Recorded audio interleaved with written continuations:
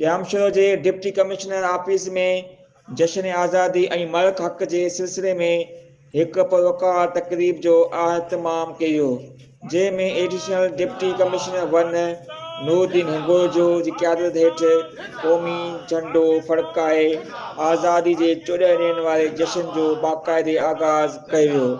उन मौक़े ते ADC2 doctor Adnan Munir Tunio, district health officer doctor P Manzoor Ahmed, deputy director livestock doctor Zulfiqar Ali Sial, additional director social welfare Amir Ali Kolachi, chief municipal officer Kotri Ayaz Ali Panwar, CMO Bolari Zulfiqar Channa समेत मुख़्तलिफ़ सरकारी खातनि जे ऑफिसरनि ऐं अमलदारनि शिरकत कई। बिस्मिल्लाहिर्रहमानिर्रहीम।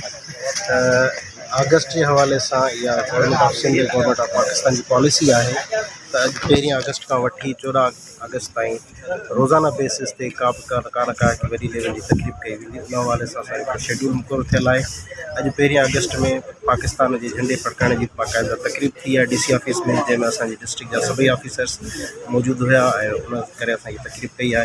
अज खां ताला बाकायदा इन जो इफ्तिताह थियो है। इंशाअल्लाह ताला रोज़ाना बेसिस ते का पाकिस्तान 14 अगस्त के हवाले से अगस्त के हवाले से आज़ादी के हवाले से तकलीफ़ कई है। बिस्मिल्लाहिर्रहमानिर्रहीम।